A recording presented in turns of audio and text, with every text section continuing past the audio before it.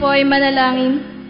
Dakila at makapangyarihan Diyos, kami po ay nagpapasalamat sa araw na ito na pinagkaloob ninyo sa amin at muli kami nagkatipon-dipon dito sa inyong bahay-sambahan upang magsama-sama kang papurihan.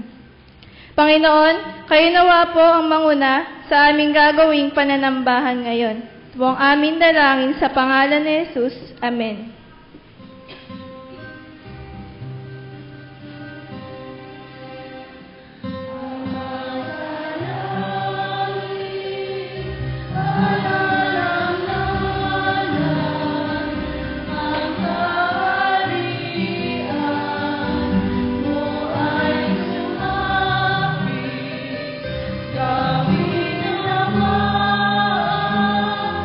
Yung kalooban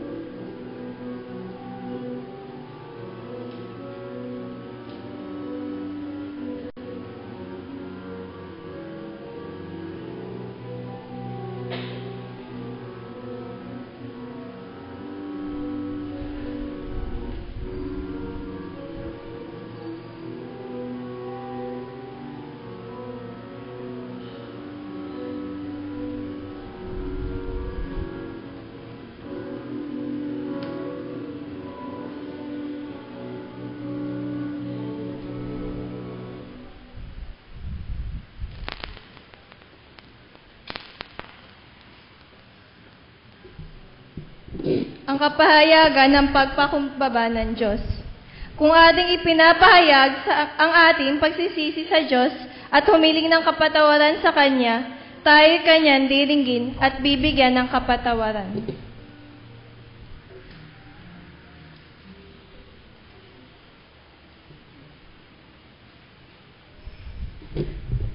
Lupa, hangin, tubig at apoy ay simbolo ng buhay. Tayo'y nagkasala at bunga ng kasakiman at pagkamasarili ang mga simbolong ito ng buhay ay naging simbolo ng kamatayan. Ako ang buhay. Aking inihandog sa inyo ang daigdig upang inyong ingatan at kalingain. Sa mga anak ng Diyos upang ibahagi, upang magpatuloy ang lahat ng buhay dito sa daigdig, at upang magbigay ng pagkain para sa lahat ng tao, sa lahat ng dako. Ako ang kamatayan. Aking kinukuha ito sa marami at binibigay sa ilan. Akin itong inaabuso at nilalasod. Winawaso ko ito sa pamagitan ng paghukay dahil sa pagmimina, labis na pistidyo at pataba. Sinasayang ko ang mga bungang ito habang marami ang nagugutom at namamatay. Diyos, Hari ng daigdig, aming pinili ang kamatayan. Hindi namin ibinabahagi ang lupain at winasak ang aming kaugnayan sa daigdig at sa isa't isa. Patawarin mo kami. Hubugin mo kaming muli at aming piliin ang buhay.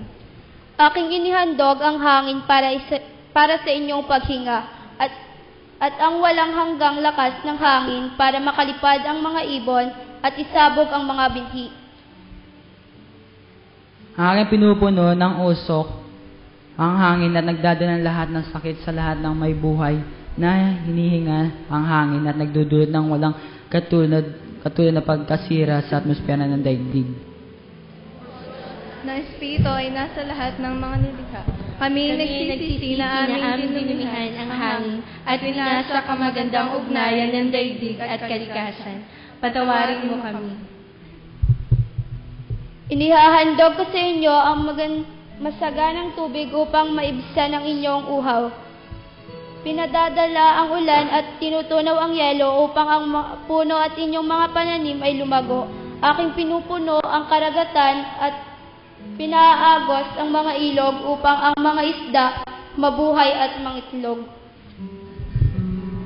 Ako ang nagtayo ng mga plantang industrial at mga barako at nagtapon ng mga nakakalasong kemikal. Nagpatagas ng langis at sa karagatan, bukal at ilog na pumabatay sa mga nabubuhay sa katubigan at lumalason sa inyong inuming tubig. O Diyos, kami nagsisisi na aming dinumihan ang katubigan at ginawa itong biyangkob na inumin at tirahan para sa mga nabubuhay sa katubigan. Patawarin mo kami.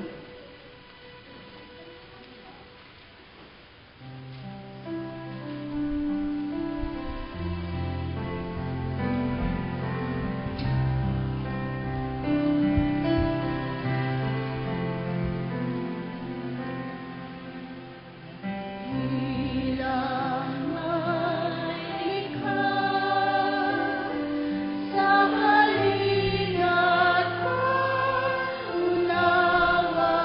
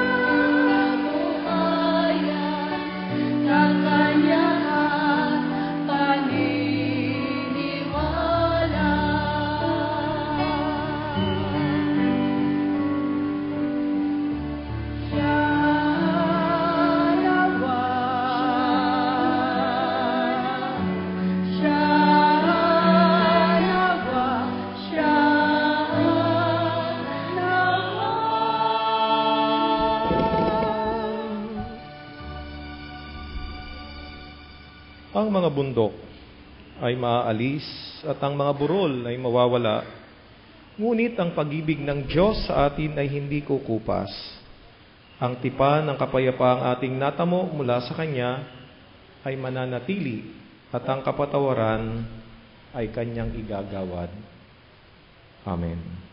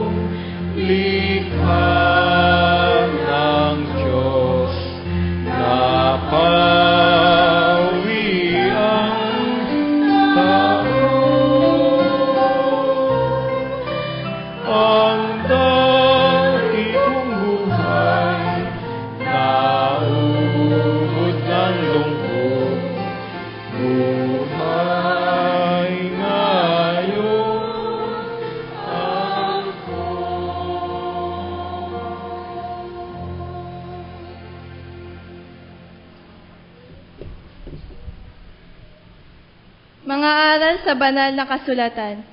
Atin bumbuksan ang ating Biblia sa Joel, chapter 1, verses 6 to 12.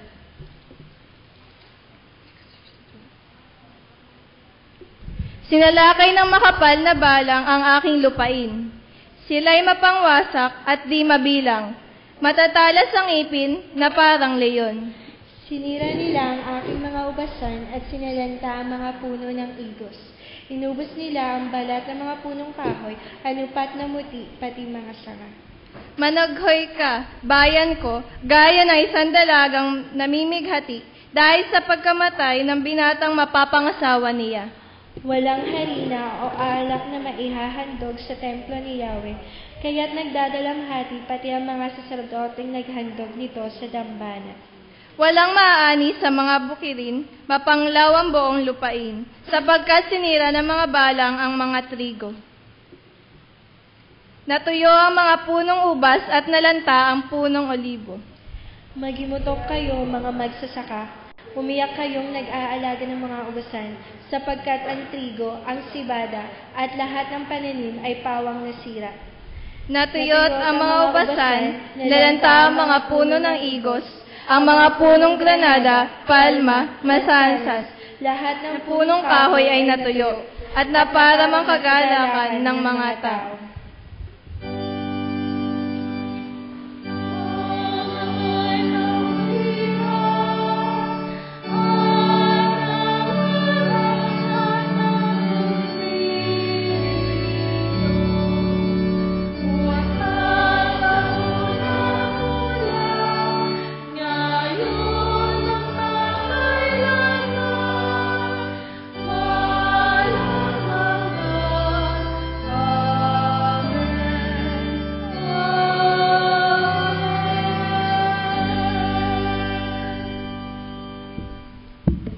Tayo po ay manatiling nakatayo para po sa pagbasa ng banal na kasulatan. Ito po ay matatagpuan sa Genesis 1:26-30. Ito po ang sinasabi. Pagkatapos, sinabi ng Diyos, ngayon, likhain natin ang tao, ayon sa ating larawan, ayon sa ating wangis. Sila ang mamamahala sa mga isda, sa mga ibon sa himpapawid, at sa lahat ng hayop, maging maamo o mailap, malaki o maliit. Nilalangan ng Diyos ang tao ayon sa kanyang larawan. Sila'y kanyang nilalang na isang lalaki at isang babae, at sila'y pinagpala niya. Sinabi niya, Magpakarami kayo at punuin ninyo ng inyong mga anak ang buong daigdig, at kayo ang mamamahala dito. Binibigyan ko kayo ng kapangyarihan sa mga isda sa tubig, sa mga ibon sa himpapawid, at sa lahat ng mga hayop na nasa ibabaw ng lupa. Ibinibigay ko rin sa inyo ang lahat ng uri ng halamang nagkakabinhi at mga bungang kahoy bilang pagkain ninyo. Ang lahat ng halamang luntian ay binibigay ko naman sa lahat ng hayop sa ibabaw ng lupa at sa lahat ng mga ibon. At ito ang nangyari. Tayo po ay makakaupo na. Pinagpala po tayo sa pagkakabasa ng banal na kasulatan.